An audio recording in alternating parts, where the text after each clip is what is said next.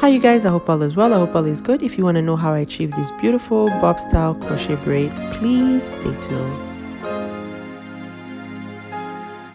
Alright, so I'm starting with this is the hair that I use, FreeTress braid 1 curl. I use 2-pack, and this is pretty much how it looks. Screenshot that.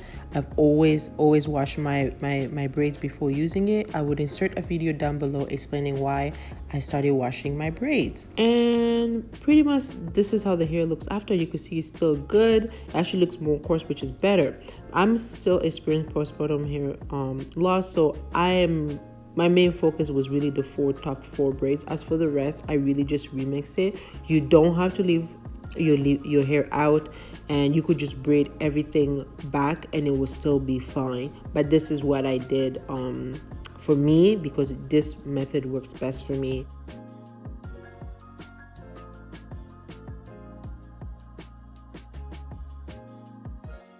As I said, the most important part is the front. The back, you could really just do anything. And this is the crochet hook. This is what we use to install the hair. You know, my hair is going to be protected for some time, so I just want to make sure that it's well moisturized.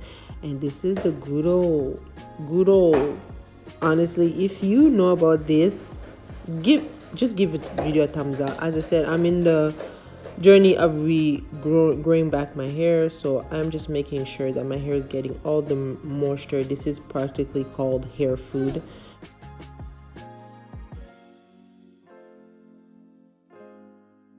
And this is pretty much how I kind of connect the end, tuck it away so I could start the installment.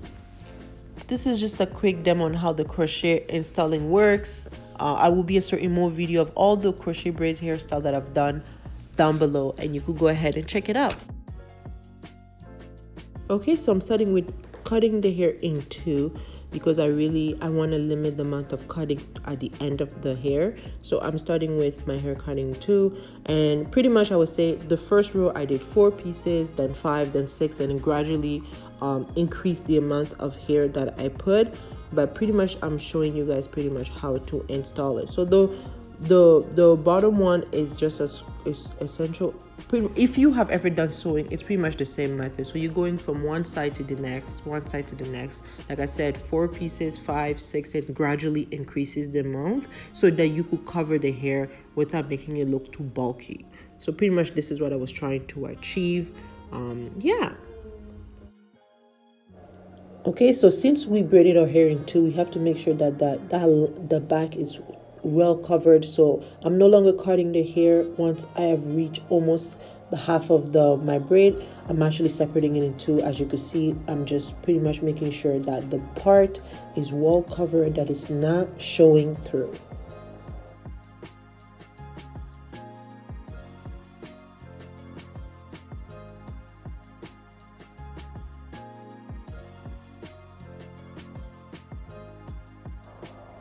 Okay, so I'm cutting the hair in the middle, and to install the side, you will notice that I did not fold it in the middle. I folded like a quarter and pretty much this is pretty much will help us in create the bob style. You know how bobs start from long and then eventually short, so it's pretty much the same method that I did in the back. So we're starting with 4 pieces, 5 pieces, and gradually increasing the size to help us get a more full. I hope this is making sense. It's really hard to explain these styles.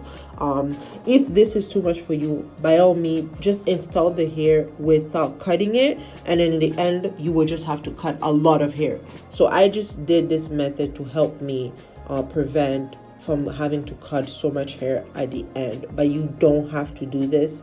You could just install the hair and then shape your hair after everything is done. So for the 4, like remember I mentioned the 4 hairs is the most important. So from now on, all I'm doing is the invisible part. Pretty much I am gonna show it more in a more slow method. You pass the hair through, and instead of passing both ends through, you're just passing one. This would help you create a very seamless part, and you won't be able to see the knot.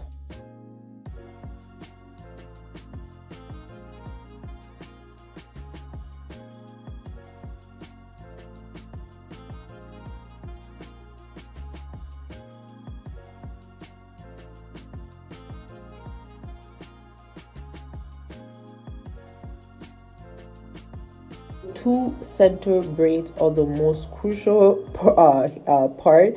So you have to make sure, I always start from the front and work my way from the back so that I can make sure that that part is completely full and it is neat and it's seamless. So take your time and also be very generous with the amount of hair that you put there.